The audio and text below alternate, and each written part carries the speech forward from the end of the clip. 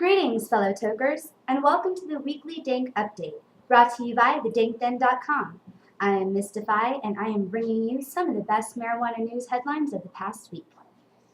You know, this past weekend, I had the chance to meet some of fellow Danksters. It's nice to belong to a community that understands me. Once again, I got to see firsthand just how much marijuana positively impacted the success of recovery. Seems more and more people agree.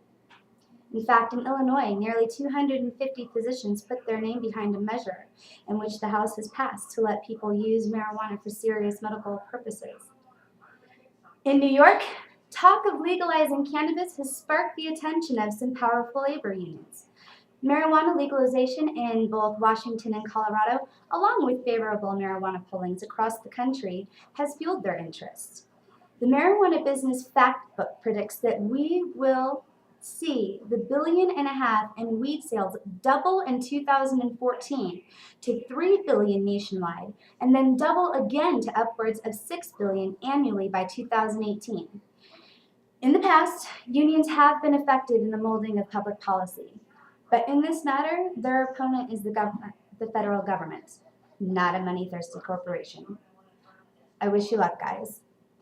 In DC, advocates for marijuana policy reform are using a new poll to kick off a major push for the legalization or decriminalization of cannabis in DC, one that could include the pursuit of a ballot initiative in 2014. The poll showed 2/3 of DC registered voters would at least partially support a legalization referendum, similar to the one passed last year in Washington state and in Colorado. News in Alaska. Good news, guys. Alaska voters may finally get their chance next year to make their state the third in the country to approve the recreational use of marijuana by adults 21 and older. The measure would tax and regulate marijuana sales and allow Alaskans to cultivate marijuana for personal use. Among other things, it would allow the legislature to create a marijuana control board, though until then, the Alcohol Beverage Control Board would regulate marijuana sales. Alaskans aged 21 and older could legally possess up to 1 ounce of marijuana under the proposal, or have 6 marijuana plants, of which only 3 can be mature. Lawmakers' effect on Colorado. Lawmakers introduced a long-awaited bill of proposed regulations for recreational marijuana, moving Colorado just one step closer to a legal MJ marketplace. The 57-page bill contains most of the ideas endorsed by a special legislative committee for how recreational marijuana businesses should operate and be structured. A second bill, also introduced, lays out a proposed tax structure for marijuana that voters would be asked to approve.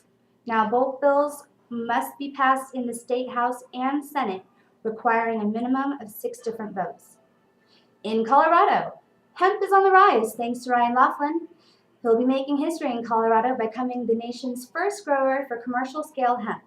He owns Colorado Hemp and foresees hemp as being a product that could help the sagging fortunes of Colorado. Now, for those of us who understand marijuana, know very well that there is little to no THC in hemp. I was shocked to find that due to a growing federal prohibition in this U.S., the only hemp that we use is imported from foreign countries. It's insane. It's like millions and billions of dollars that we're losing to this. That doesn't make any sense. All right, and finally, guys, weekly pot shots. Attorney General Eric Holder says he is still trying to make up his mind whether to drop the hammer or not. In St. Louis, the Board of Aldermen has officially passed a local marijuana reform bill that aims to save police resources and reduce punishments for the most minor possession offenses. Finally. All right, and then legislators in Vermont approved a third reading of a House Bill 200 that would decriminalize an ounce or less, sending the measure on to the Senate for approval. In Pennsylvania, legislators have 2 routes to legalize medical marijuana after a bill identical to an existing Senate measure was introduced Monday in the State House. In Colorado, Bill 1114, also known as the THC driving bill, gained House approval earlier this month and is headed for the Senate Judiciary Committee April 22nd. Well, that is it, folks. I encourage you to come join our community at thedankden.com. This is Mystify saying bonsoir tout le monde. Y'all have a good night. I'll see you next time.